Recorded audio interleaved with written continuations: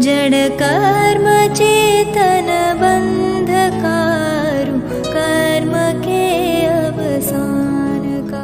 कह कर स्वरूप यथार्थ जग का जो किया उपकार है, उसके लिए जिन वाणी माँ को वंदना शत बार है, वंदना शत बार है, वंदना शत बार है।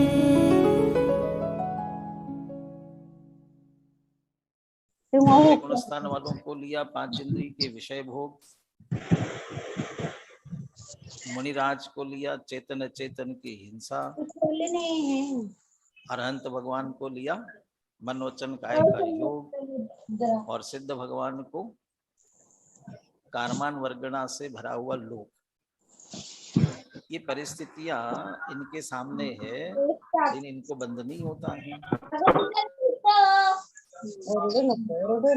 और जिन्हें हो रहा है उन्हें किस कारण से, और नहीं हो रहा है उन्हें किस कारण से। तो दृष्टांत सहित बात की गई थी।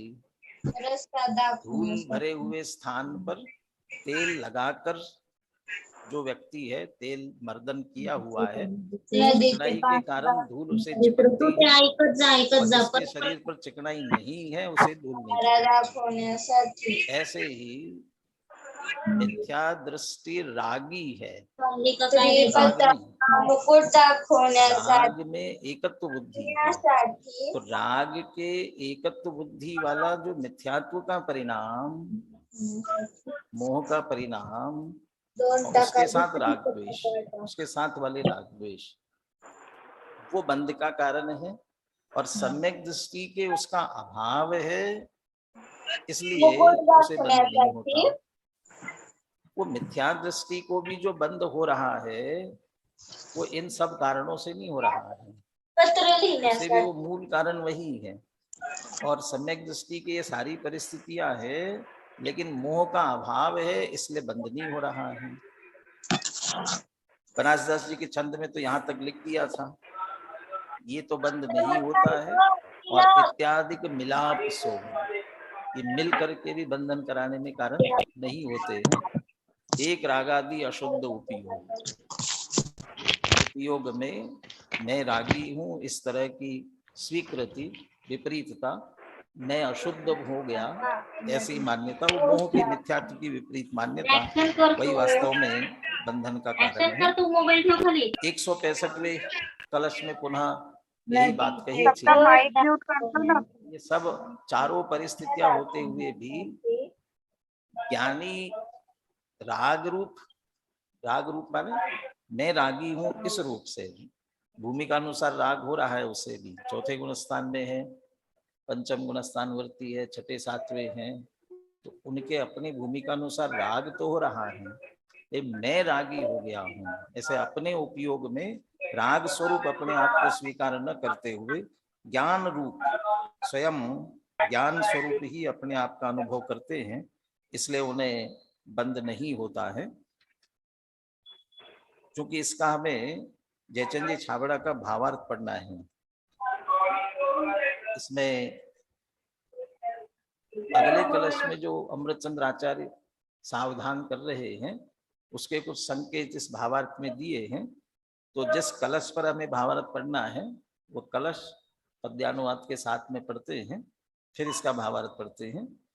अनुशीलन में 353 पेज पर 165वां कलश का पाठ करते हैं, फिर अपन पद्यानुवाद भी पढ़ते हैं, फिर भावार्थ पढ़ेंगे।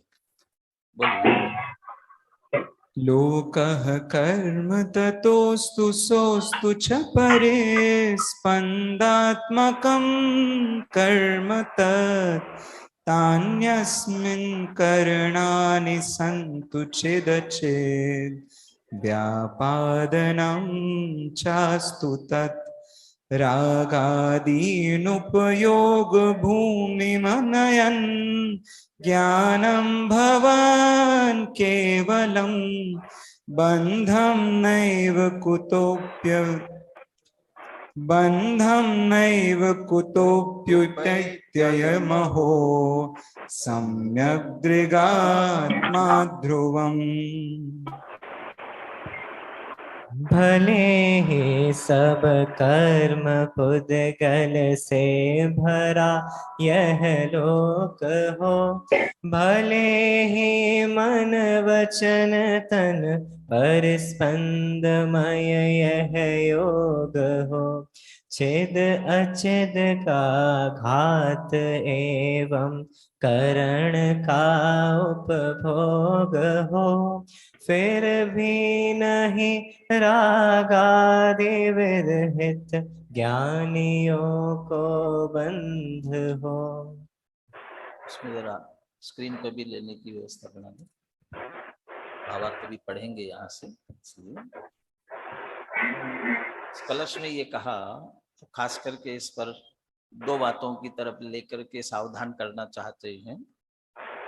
भले ही सारा लोक कर्मों से भरा हुआ हो, मन वचन काय का परिस्पंद हो रहा हो, भले ही सब कर्म पुद्गल से भरा यह लोक हो, भले ही मन वचन तन परिस्पंद में योग हो, और चिद अचित का घात यानी चेतन अचेतन का घात उन्होंने हिंसा हो रही हो, और करण का उपभोग हो माने पांच इंद्रियों के विषय भोग भोगे जा रहे हो।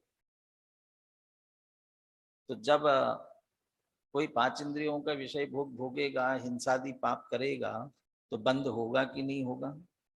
ऐसा करेंगे तो बंद होगा ना।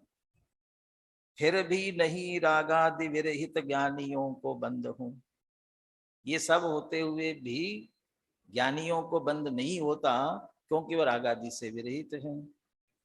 तो फिर बहुत बढ़िया है, कुछ भी करो बंद नहीं होता है। हाँ, लेकिन ज्ञानी रागादि रहित ज्ञानी की बात कर रहे हैं ना। अच्छा, तो ज्ञानी हो गया तो फिर खूब भोग भोगो। इसीलिए तो जब ये अध्यात्म की चर्चा करते हैं तो सामने से कहा तो जाता है ना, इनका तो बहुत बढ़िया, खाओ पियो मौज करो, आत्मा को तो बंद होता नहीं है, आत्मा तो अबंध है, खाओ पियो मौज करो। तो चलेगा ना ऐसा? या फिर मैं अपने आप को ज्ञानी मानूं, मैं तो ज्ञानी हूं, तो बंद होता नहीं है, तो फिर खाऊं पीऊं हिंसा करूं, बंद नहीं होना चाहिए। तो इसी बात के लिए आगे यहाँ भावार्थ में सावधान कर रहे हैं। देखिए 354 पेज पर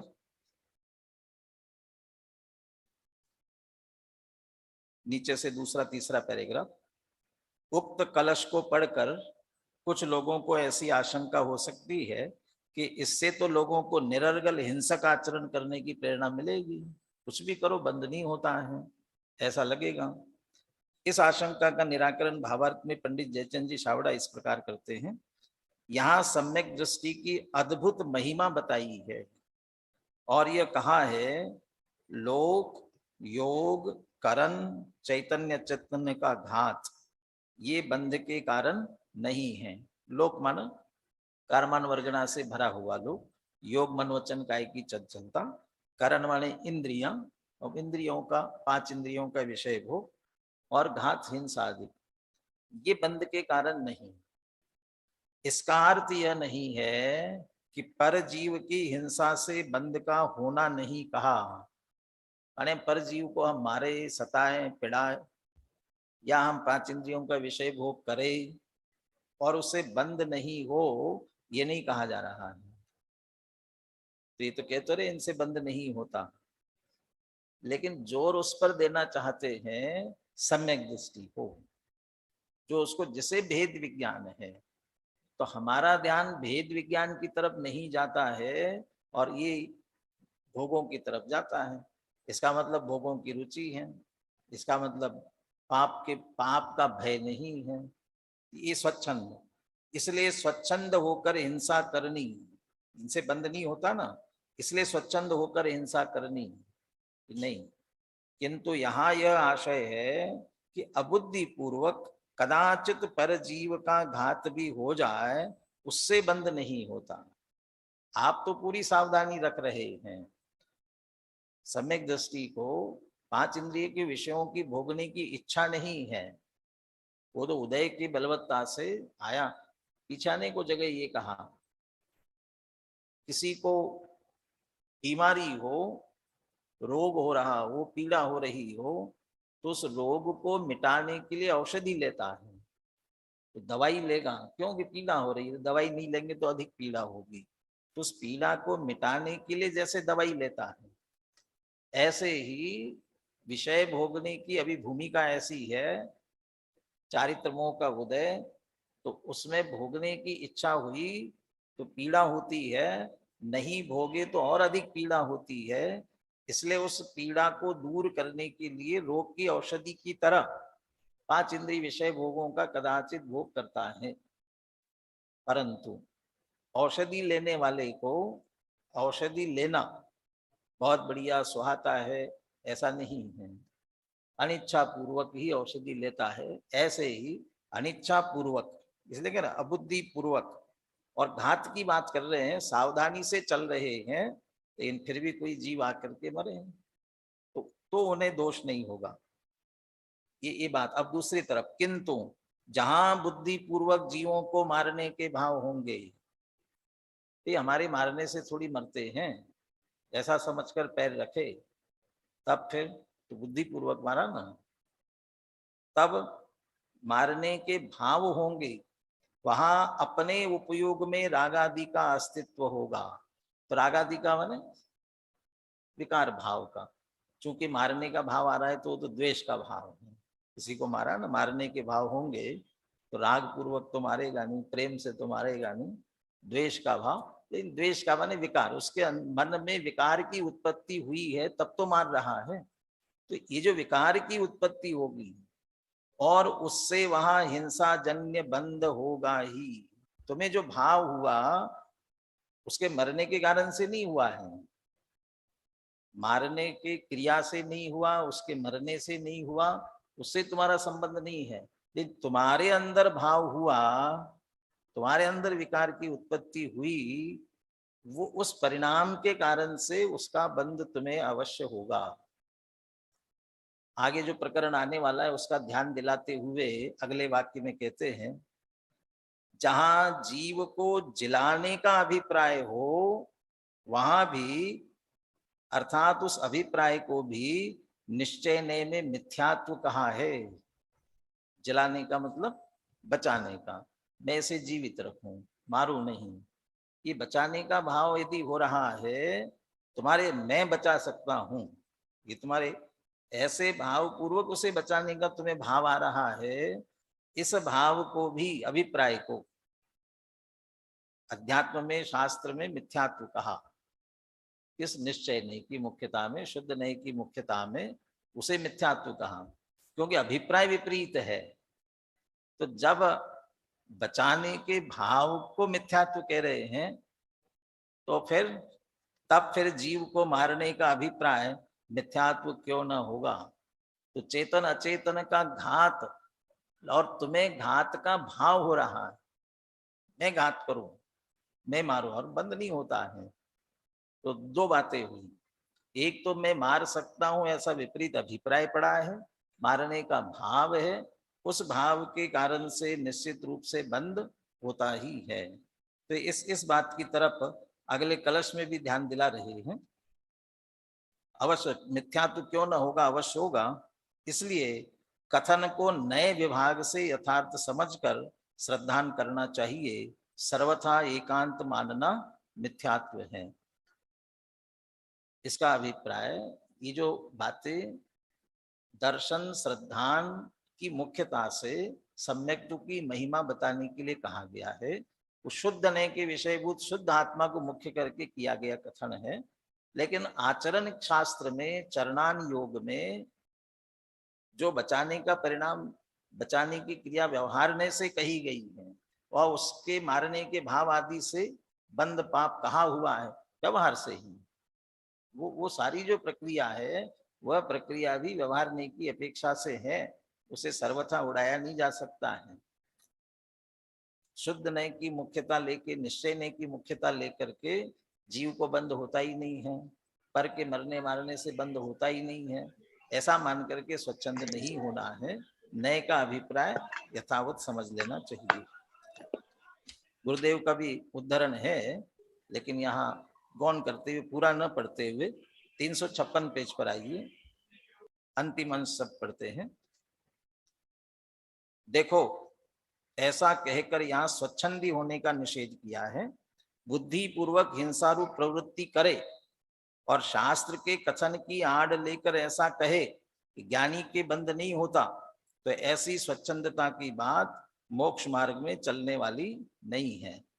बुद्धि पूर्वक मारे भी और फिर कहे कि ज्ञानी को नहीं होता और मैं भी ज्ञानी हूं इसलिए मुझे बंध नहीं होता है।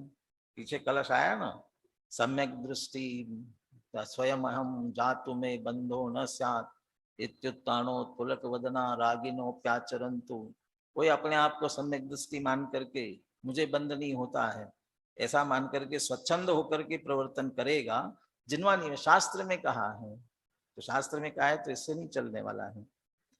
यहाँ बुद्धिपूर्वक का अर्थ की, कैसा अर्थ बुद्धिपूर्वक का? मैं इसे मारूं, ऐसा रुचि पूर्वक जीव को मारने का भाव होना। जिन प्रवृत्तियों में जग जाहिर अनिवार्य त्रस हिंसा या बहुस्थावर हिंसा होती है, उन प्रवृत्तियों को न छोड़ना।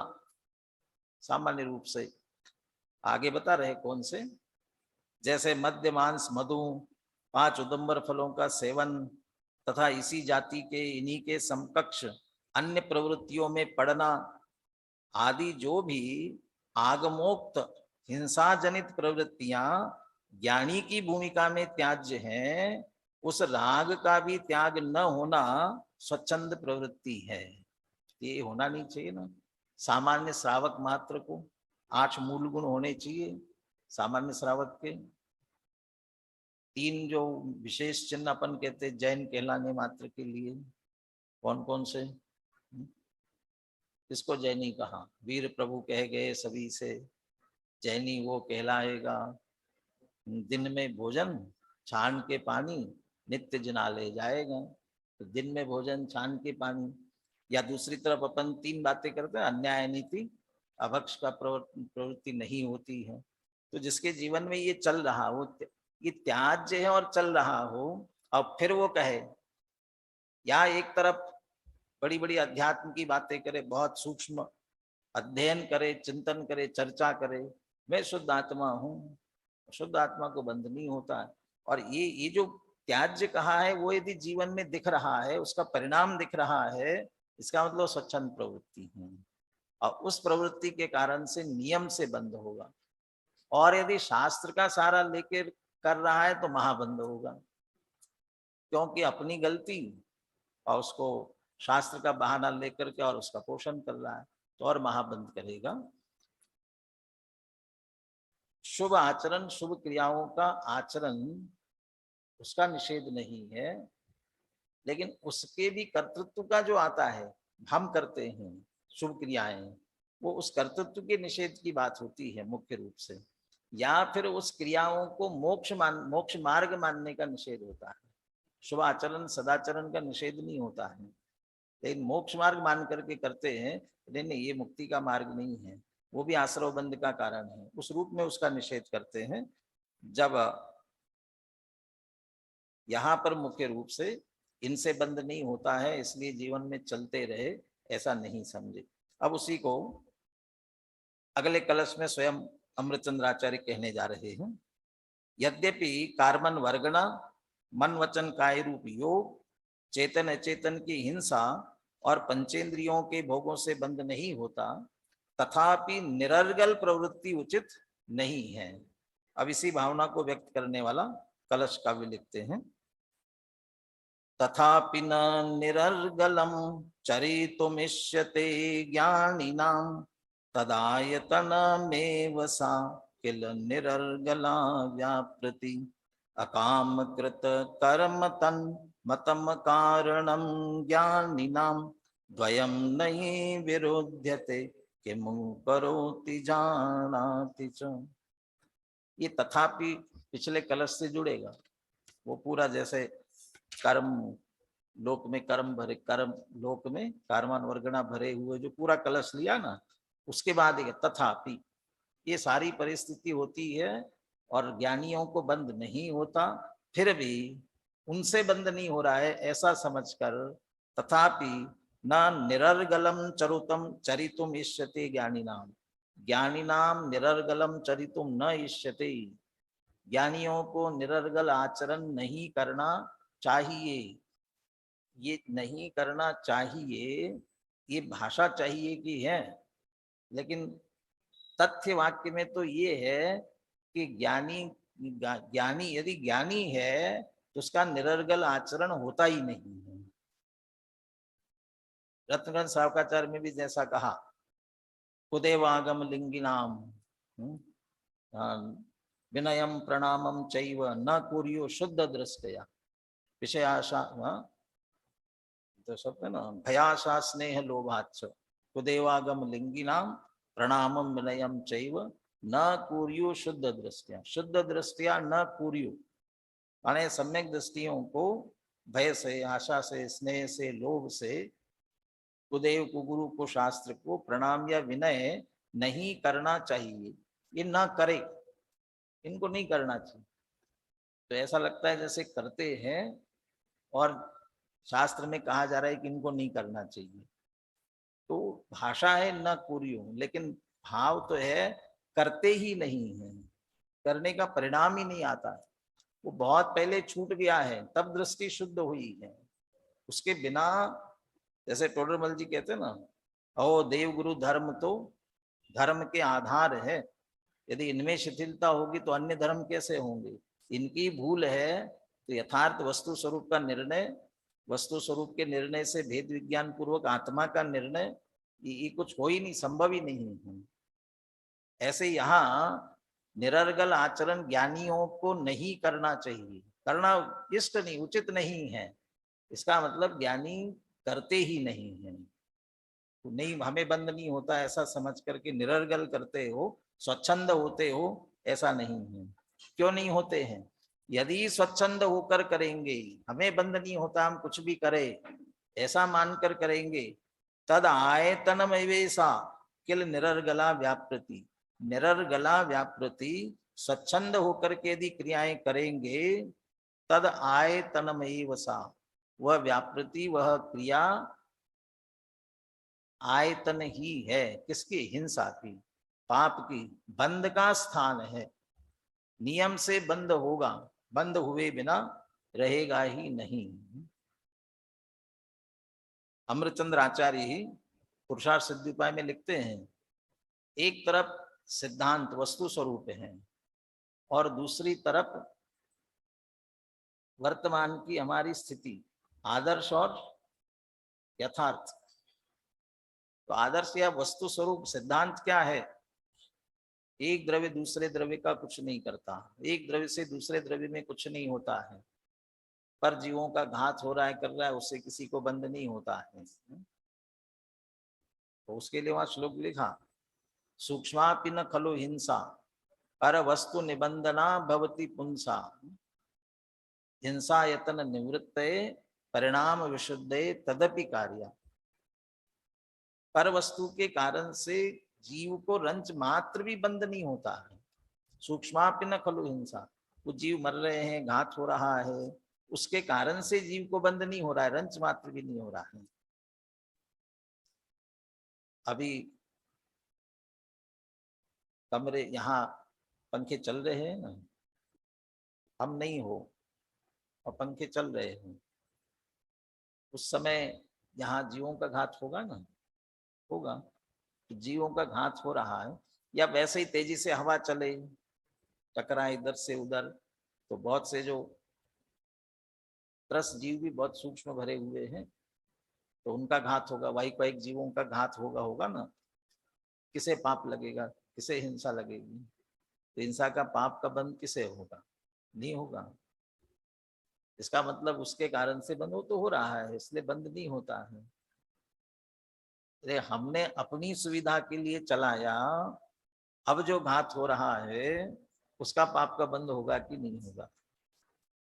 अब उससे नहीं होता है ऐसा समझ करके, नहीं, इससे घात तो हो ही रहा है, दुनिया में तो मरते रहते हैं, और उससे क्या होगा? इसलिए हमें बंद नहीं होना चाहिए। या हमारे अभिप्राय में तदपि परिणाम विशुद्ध है तदपि कार्य। ये सिद्धांत तो यही है, उसके कारण से नहीं हो रहा है। लेकिन तुम्हारे अंदर जो शिथिलता आई, तुम्हारे अंदर जो अपने भोगने का परिणाम आया, हमारे अनुकूलता का परिणाम आया, शरीर की अनुकूलता का भाव आया, ये तुम्हारे अंदर जो परिणाम हुआ उससे तो बंद होगा ही। तो उससे यदि विशुद्धि चाहते हो तो ये क्रिया रूप से भी इनसे रुकना चाहिए, रुकना पड़ेगा। परिणाम शुद्ध है, नहीं तो परिणाम की भी अशुद्धि होगी, परिणाम में रागादि की उत्पत्ति होगी, विकार की उत्पत्ति होगी और उससे बंद होगा। तद आयतनमेव सा, स्वच्छंद होकर के प्रवृत्ति करना वो बंध का स्थान है, नियम से बंद करेगा। ज्ञानियों को क्यों नहीं होता? अकाम कृत कर्म तन्मतम अकारणम। लेकिन ज्ञानी की बिल्कुल अभिलाषा, बिल्कुल इच्छा नहीं है। देह से भिन्न चैतन्य स्वरूप आत्मा बहुत अच्छी तरह से दृष्टि में आया है। वास्तविक आत्मा का आनंद किसमें है, सुख किसमें है, ये पहचाना है और उसके साथ जुड़ान है। इसलिए वो देह के साथ, बाहर की क्रियाओं के साथ उसका जुड़ान नहीं है। लेकिन फिर भी परिस्थिति आती है, जिस समय जैसी वैसी करना पड़ती है, करता है। तो वो अकामकृत, बिना इच्छा के अकामकृत कर्म, बिना इच्छा, बिना जुड़ान, उसके भेद विज्ञान पूर्वक जो कर रहा है, तन्मतम अकारणम ज्ञानी नाम, वो ज्ञानियों के लिए बंध का कारण नहीं है, ऐसा कहा गया है। द्वयम नहीं विरुद्धते किमी करोति जानाति च, करे भी और जाने भी, माने कर्ता भी बने और ज्ञाता भी बना रहे, ऐसा नहीं होता है। ये तो क्या ये दोनों विरुद्ध नहीं है? द्वयम नहीं विरुद्धते, ये दोनों परस्पर विरुद्ध नहीं है। यदि मैं करता हूं, मैंने किया, ये जिसके अंदर अहंकार आया, ये विपरीतता आई अभिप्राय में, वो सहज ज्ञाता दृष्टा नहीं रहा। और जो सहज ज्ञाता दृष्टा हो रहा है, उसके अभिप्राय में मैं करता हूं, ये अहंकार आ ही नहीं सकता है। तो जिसने देह से भिन्न चैतन्य स्वरूप आत्मा मान लिया, अपने आप को उपयोग स्वरूप जान लिया, सहज ज्ञाता दृष्टा मान लिया, वो ये क्रियाएं होते हुए भी मैं करता हूं ऐसा अभिप्राय बोलने में बोलेगा। लोग व्यवहार की भाषा में, ज्ञानी की भाषा में, ऐसा नहीं कि वो भाषा भी ऐसी बोलने लगेगा। कोई अति अध्यात्मवादी तो ऐसा करने भी लग जाते हैं। खाना खाया? कौन खाता है खाना? मैं तो खाना खाता ही नहीं, मैं तो चैतन्य स्वरूप आत्मा हूं। और सुबह कभी उठ करके नाश्ता, भूख लगी, नाश्ता लगाओ, तो पत्नी कहे आत्मा तो खाते ही नहीं है, भूख तो आत्मा को लगती नहीं है, और देवे ही नहीं तो फिर क्रोध आएगा ना। तो फिर क्रोध क्यों आ रहा है? तो ये अति अध्यात्मवाद भी नहीं चलता है। इसी अति अध्यात्मवाद में एक कार्यक्रम की पत्रिका छापी, और कार्यक्रम की पत्रिका में ऐसा लिखा गया, सुबह से जो भी पूजन का समय, और फिर इतने बजे से इतने बजे तक नाश्ते का ज्ञान, नाश्ता नहीं करेंगे, नाश्ते का ज्ञान करेंगे। फिर स्वाध्याय वगैरह होगी, फिर भोजन का ज्ञान। क्यों? आत्मा भोजन नहीं करता ना, तो भोजन थोड़ी करेंगे, भोजन का ज्ञान करेंगे। नहीं तो खाना खाएंगे ना, खाना थोड़ी खाते, ज्ञान करते खाने का। ये सम्यक दृष्टि ज्ञानी भी होगा तो भाषा लोक व्यवहार की ही बोलेगा। तो वो करोति, और इसमें ये जो कह रहे हैं कि जानाति करोति, क्या विरुद्ध नहीं परस्पर? ये अभिप्राय की अपेक्षा।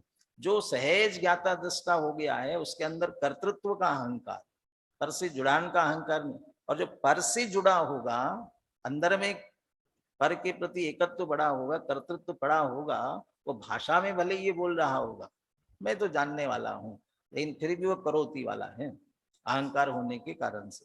तो क्या विरुद्ध नहीं है? चूंकि ज्ञानी के ज्ञातापना है अकामकृत, बिना इच्छा के, इसका मतलब वो कर नहीं रहा है, वास्तव में उस समय ज्ञाता है, इसलिए उसे अकारणम, बंध का कारण नहीं माना गया है ज्ञानी के लिए। श्लोकार्थ पढ़ता हूं, फिर अपन श्लोकार्थ पद्यानुवाद दोहराते हैं। यद्यपि उक्त 4 कारणों से बंद नहीं होता। ये तथापि शब्द के लिए, तथापि कौन से 4 कारण? कर्मों से भरा हुआ लोभ, मन वचन काय का परिस्पंद वाला योग, दूसरा चेतन अचेतन की हिंसा, और करण इंद्रियों का व्यापार। तथापि ज्ञानियों को निरर्गल प्रवृत्ति करना योग्य नहीं है, क्योंकि वह निरर्गल प्रवर्तन वस्तुतः बंध का ही आयतन है।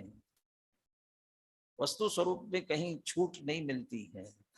बहुत सूक्ष्म माइक्रोस्कोप और क्या क्या जो भी व्यवस्थाएं हैं ना, उससे भी बिल्कुल सूक्ष्म तत्काल परिणाम से और उससे बंधन का ऐसा ही सहज निमित्तिक संबंध है। ज्ञानियों के जो वहां वांछा रहित कर्म होता है वहां बंध का कारण नहीं है, क्योंकि जानता भी और करता भी है। यह दोनों क्रियाएं क्या विरोध रूप नहीं है? मैंने विरोध रूप है। ज्ञानी मात्र जानता है, इसलिए उसे बंध नहीं होता है। बोलिए कलश और पद्यानुवाद बोलिए।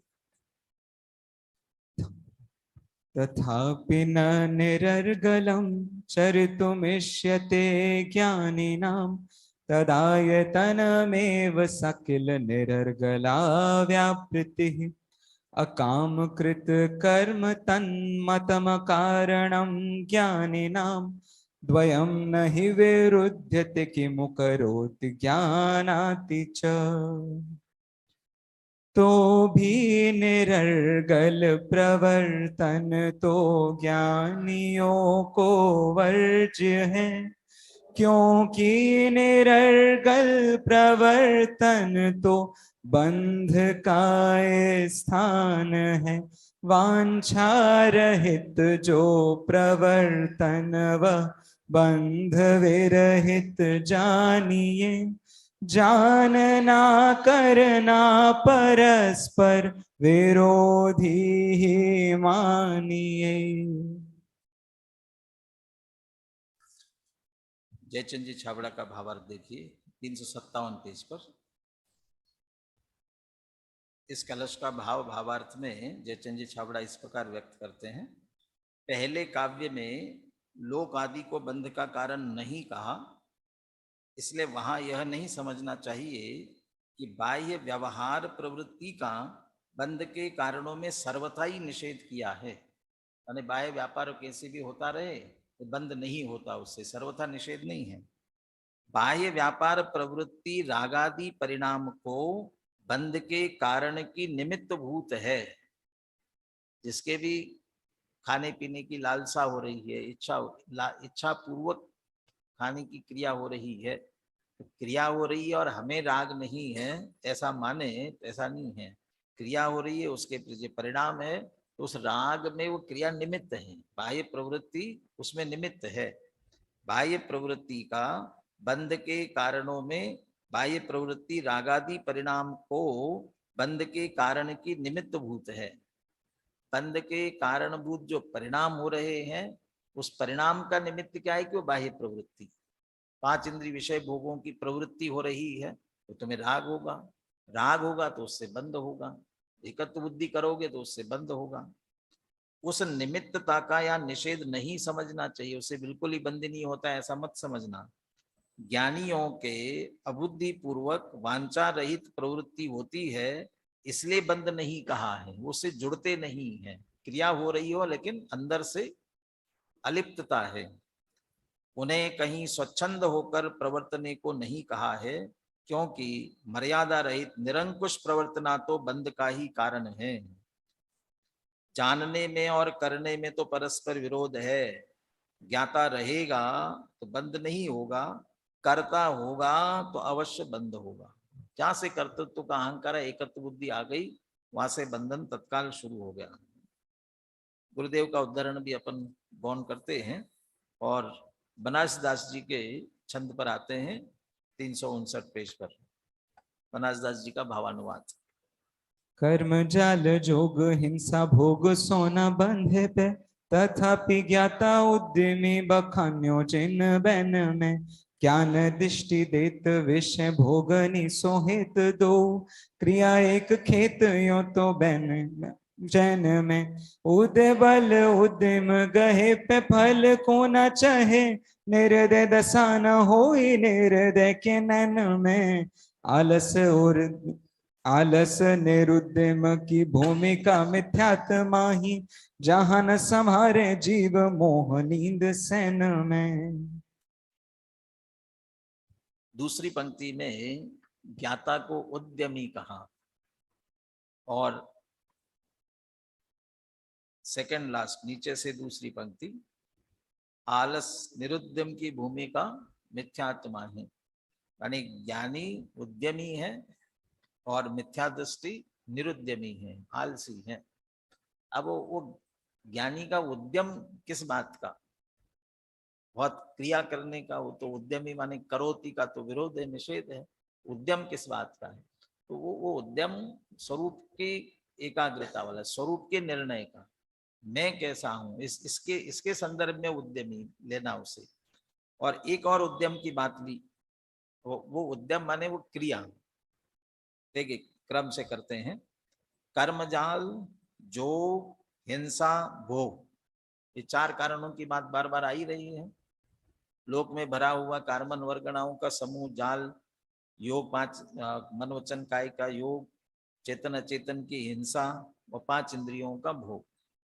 इन सो न बंधे, इनसे जीव बंधता नहीं है, फिर भी ज्ञाता उद्यमी बखान्यो जिन बैन में।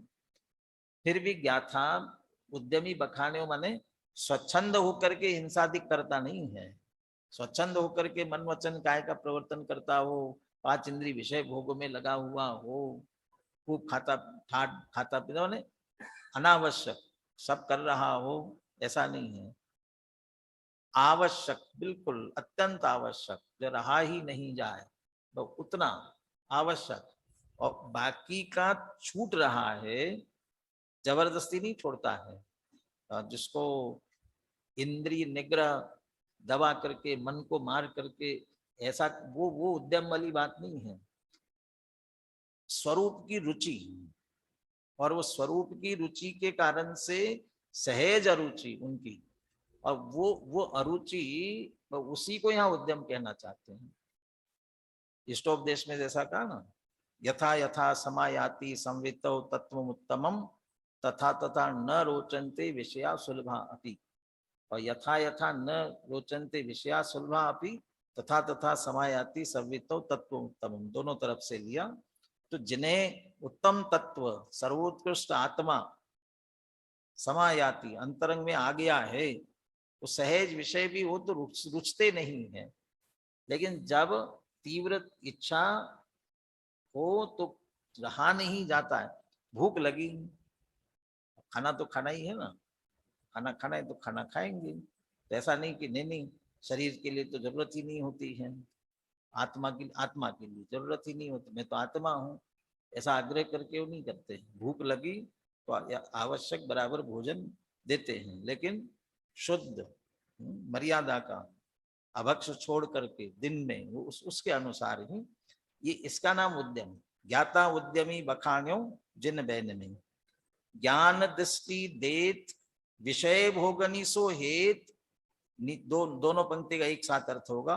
दो क्रिया एक खेत, ये तो बैन नाही जैन में, ये तो बने नाही जैन में।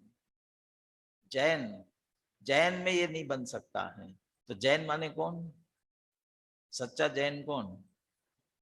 यहाँ तो जैन माने जिनवाणी की बात कर रहे हैं, जिनेन्द्र भगवान के मत में जिनवाणी में तो नहीं बन सकता। और दूसरा सच्चा जैन लघु सिद्धांत प्रवेशिका में देह से भिन्न चैतन्य स्वरूप आत्मा को जानने वाला सम्यक दृष्टि ही वास्तव में जैन है।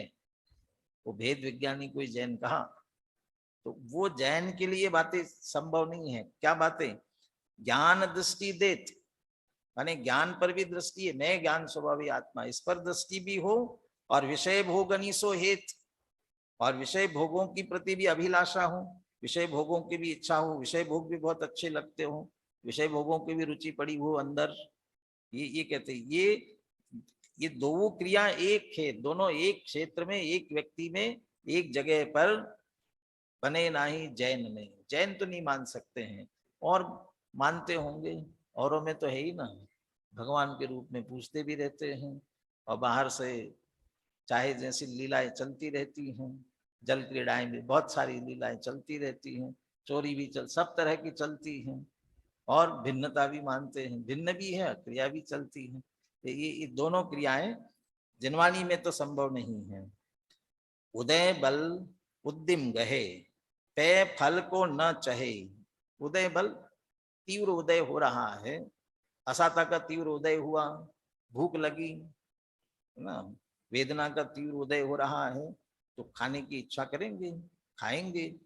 उद्यम यहाँ जो उद्यम गहे कह रहे हैं वो क्रिया होगी, प्यास लगी पानी पिएंगे, रोगादिक हुए तो औषधि भी करेंगे, ये सब करेंगे। फल को न चाहे, फल नहीं चाहते मन, खाना खाएंगे तो पेट भरने का फल तो चाहिए ना, पेट भरना चाहिए, वो फल तो चाहिए लेकिन स्वादिष्ट होना चाहिए, मजा आना चाहिए खाने में, ऐसे नहीं अच्छा बढ़िया खाना होना चाहिए, ये इच्छा नहीं है।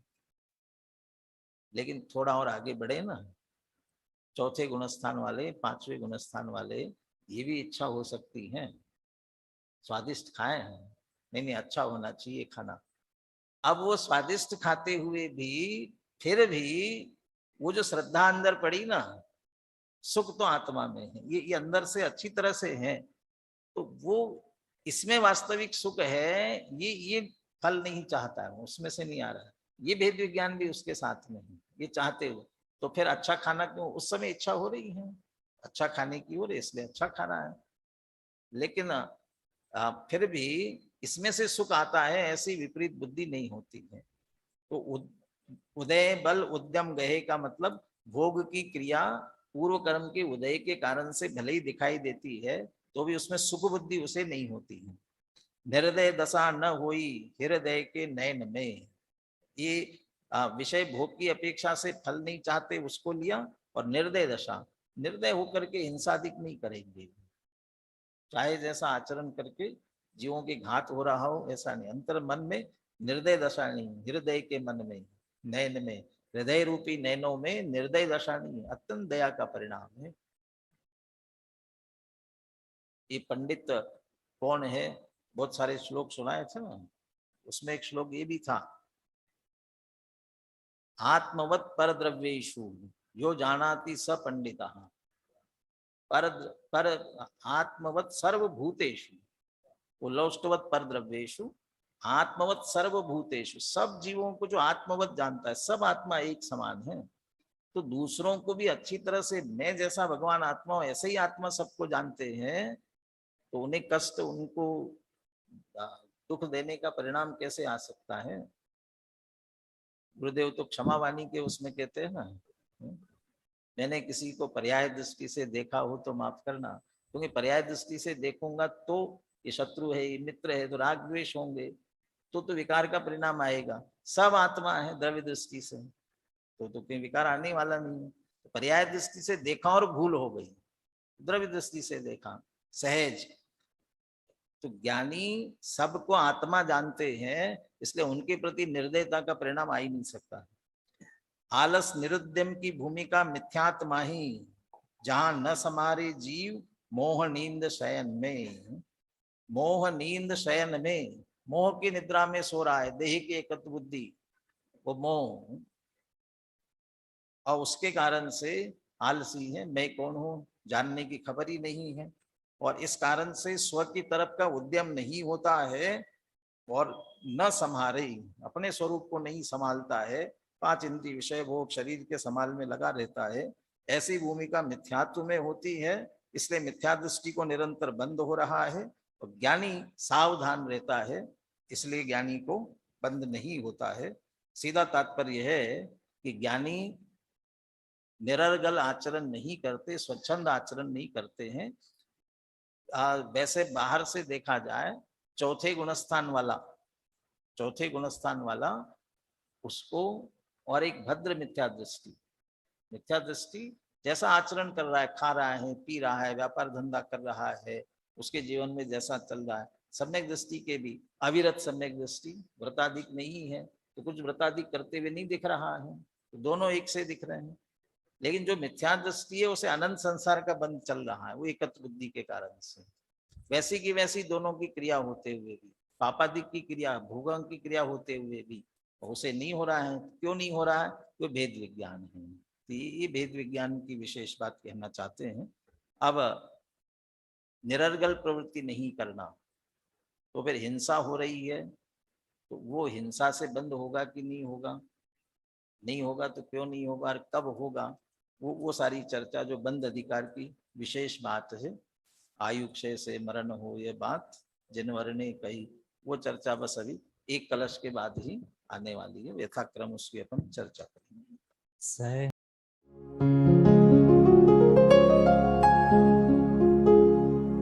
निज निधि निज में बताए, यह अनंत उपकार है उसके लिए जिन वाणी माँ को वंदना शत बार है, वंदना शत बार है, वंदना शत बार है।